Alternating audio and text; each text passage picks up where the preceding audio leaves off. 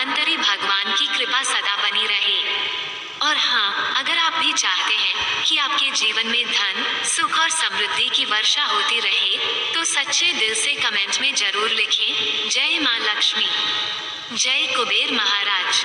दोस्तों, धनतेरस पर शनि देव की छाया के चलते कुछ चीजों को घर लाना अशुभ माना जाता है, और इसके साथ ही कुछ विशेष वस्तुएं खरीदना अत्यंत शुभ होता है।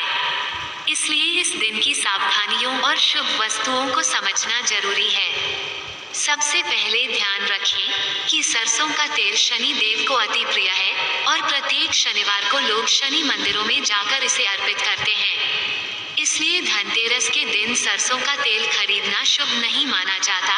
यदि जरूरत हो तो इसे एक दिन पहले यानी शुक्रवार को ही खरीद लें।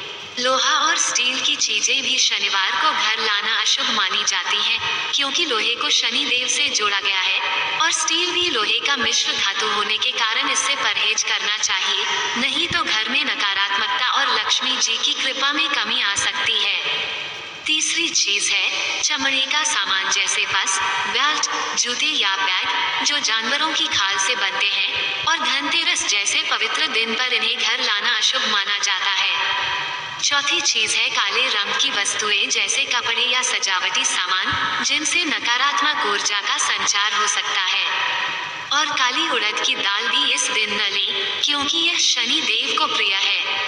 पांचवा नियम है खाली बर्तन, जैसे कलश या सुराही, इन्हें घर लाते समय हमेशा धनिया, चावल या जल जैसी शुभ सामग्री भरें, ताकि घर में समृद्धि और अन्नपूर्णा का वास बने। छठी चीज नुकीली वस्तुएं, जैसे चाकू, कैंची या सुई, जो कलह और विवाद का प्रतीक है। यदि खरीदनी ही हो तो धनतेरस से पहले लें, और त्योहार खत्म होने तक उपयोग न करें। सातवां नियम, उधार लेना या देना इस दिन वर्जित है, क्योंकि यह शनि द्वारा शासित दिन है। इसके बजाय दान पुण्य करना शुभ माना जाता है।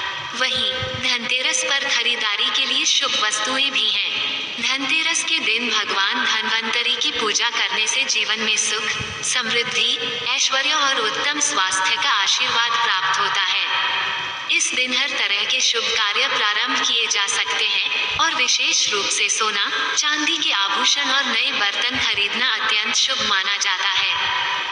धनतेरस पर खरीदी जाने वाली सबसे पहली वस्तु है नई झाड़ू। नई झाड़ू को मां लक्ष्मी का प्रतीक माना जाता है, और इसे पहले पूजा करके घर में लाना बहुत शुभ होता है। अगर संभव हो तो इसे गुप्त दान के रूप में किसी जरूरतमंद को किसी चौराहे या सार्वजनिक स्थान पर दे देना चाहिए। इससे घर की सारी नकारात्मक ऊर्जा दूर होती है, और सुख समृद्धि का वास होता है। इस साल धनतेरस का पर्व शनिवार को पड़ रहा है, और अक्सर लोग ये सोचकर उलझ जाते हैं कि शनिवार को झाड़ू नहीं खरीदनी चाहिए, तो क्या अब लक्ष्मी पूजन अधूरा रहेगा। लेकिन सच्चाई यह है कि सामान्य शनिवार को झाड़ू खरीदना वर्जित माना जाता है, क्योंकि ये दिन शनि देव का होता है।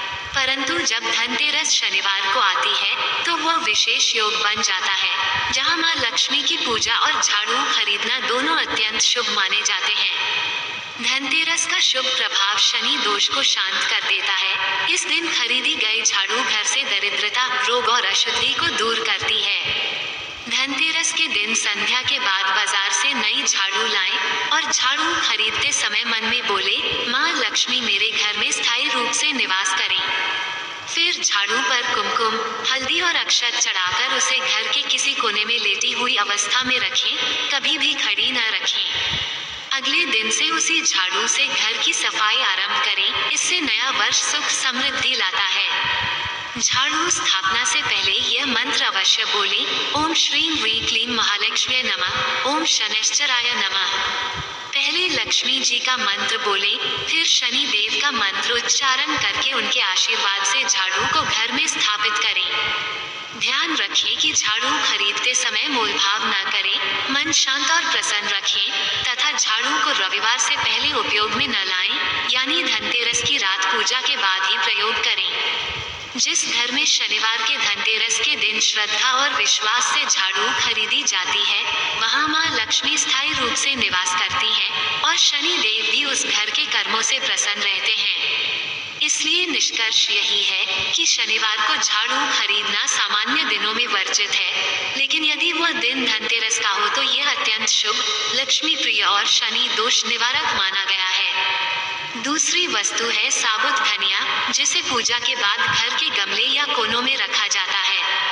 ऐसा करने से घर में आए धन में बरकत होती है और अनावश्यक खर्चों पर नियंत्रण रहता है। तीसरी वस्तु है सेंधा नमक, जिसे लाल कपड़े में बांधकर मुख्य द्वार पर रखा जाए। यह उपाय घर में नकारात्मक ऊर्जा को प्रवेश नहीं करने देता और सुख समृद्धि को बढ़ाता है। चौथी वस्तु है गोमती चक्र, जिसे घर में रखने से सुख सौभाग्य और समृद्धि बढ़ती है।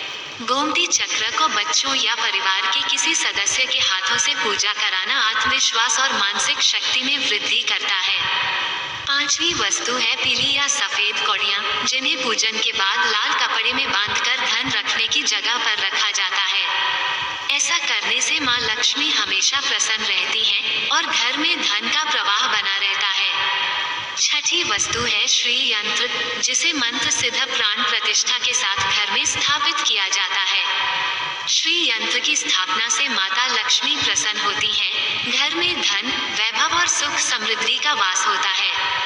कहा जाता है कि यह उपाय माता लक्ष्मी को धरती पर आने के लिए प्रेरित करता है और घर में वित्तीय स्थिरता बनाए रखता है। सातवीं वस्तु है सात मुखी रुद्राक्ष, जिसे घर में रखने या मंत्र जाप में प्रयोग करने से परिवार में किसी प्रकार की कठिनाई या अकाल मृत्यु का भय नहीं रहता।